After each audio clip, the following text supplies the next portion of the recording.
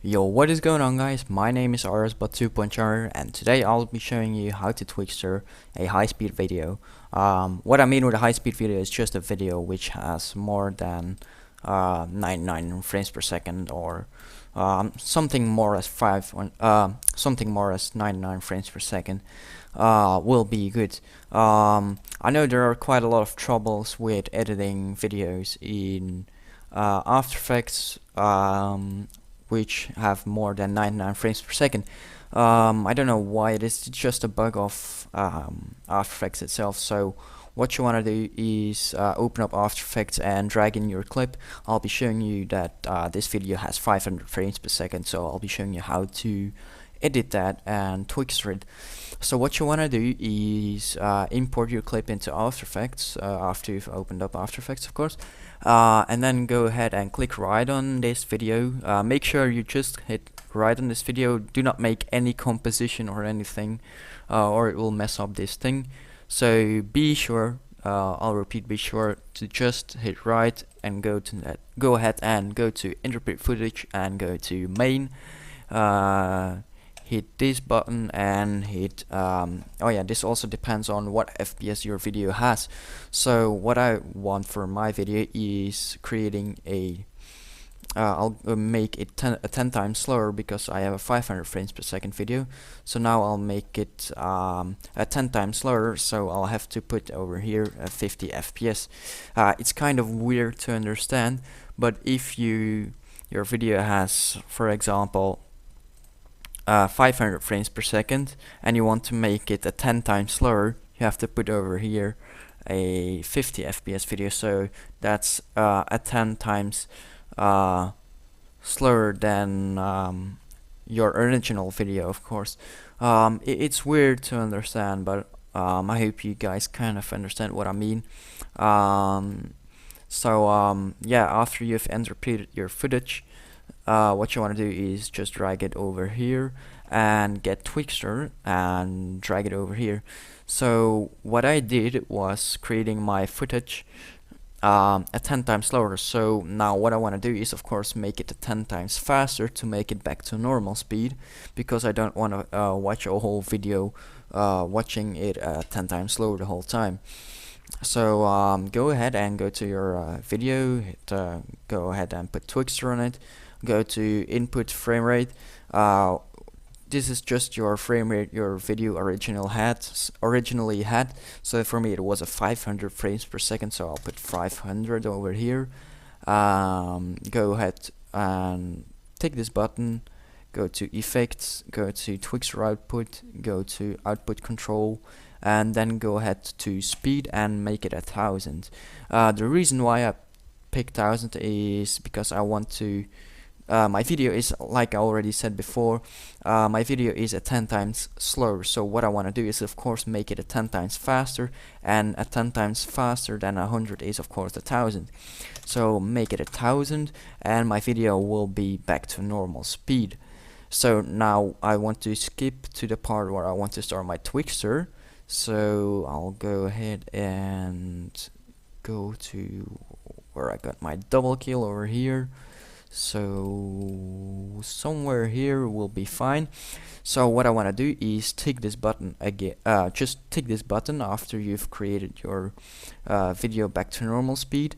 Tick this button, and what you just did is letting your computer know, or just letting Twixtor know, that your video will be at normal speed from this keyframe to the beginning of the video. So now what I want to do is go ahead and skip one keyframe and make this video as slow as you want. So I'll make it a speed of 5. So now it will be really slow. I don't know how slow, basically. So I'll make it that slow, and I want to stop my Twixtor at here or somewhere over here. So what I want to do is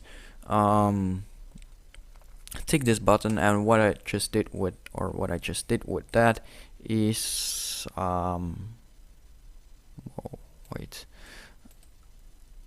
letting Twixtor know that from this last keyframe I made until this keyframe, my video will be 5. My video speed will be 5. So when I want to make it back to 100, what I want to do is skip one keyframe and make it back to a normal speed, which was for me 1000. So hit 1000, and that's how you Twixtor basically. So what I did was making in between these two keyframes just a really slow speed. I have a speed of 5, so it will be alright. Now there will be some warping probably, so if you want to know how to fix that, is basically just by clicking this enable frame blending button and hit this enable motion blur button, and then after you've clicked on those two buttons, what you want to do is click right on the video, go to frame blending and pick pixel motion, and it will be already better, or it should be already better. Yeah, it should be better. Anyway, now once you've, yeah, it's a little better. So pixel motion, alright. So there will be still some warping. Don't worry, you will be able to fix this by messing a little bit around with those settings over here. Yeah, I don't have that much warping just because my video has quite a lot of FPS.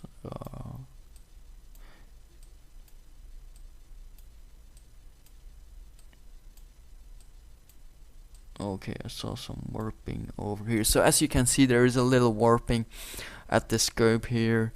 I'm not sure if you guys can see that well, but on my screen there is some warping happening. So what I want to do to fix that is mess a little bit around. So make sure motion vectors are set to best. Image perp, you can put that to contrast edge, and it will be better already. As you can see, it's already better. So as you can see, here's some warping going on, so now it's already a lot better. You can go to frame interp, you can put that to nearest or blend or motion weight blended. It just depends all on your video. So for me, nearest is the best outcome, and forward is also a little better. Yeah, forward is alright, so I'll pick forward. It just all depends on your video, guys. I cannot say that it's gonna be the same for your video. Just mess a little bit around and just check whatever is the best for you. So what I want to do is, of course, stop my video after I've got my double kill, so somewhere about here. And I forgot to say something really important, so I'm so retarded. Before you do all of this, what you want to do is go to click right on the video and go ahead to time and enable time remapping. I just forgot to mention that. I'm really sorry. I just forgot about it. I don't know how that happened, but yeah, forgive me. So yeah, there's still some small warping, but you will not notice that at all, basically. So yeah, you won't notice that at all. So what you want to do to render your video out is, of course, go ahead to go to composition, go to add to render queue, go ahead and know what the end of your video is. So if you don't know how to stick it to the I pressed cap lock. What the fuck? So if you want to know what the end of your video is go ahead and press shift or just hold shift and move your cursor, and it will stick at the end of the video. So then you just release your mouse and then your shift. So and then you can see where the end of your video is. For me, it's 12 seconds long, so I want to go ahead and make that, of course, the end of the video 12 seconds long. Otherwise I have a 12 seconds of a non-moving or just a black screen. so I do not want that, of course. So yeah, you can put whatever frame rate you want. This is just for the outcome. It doesn't really matter.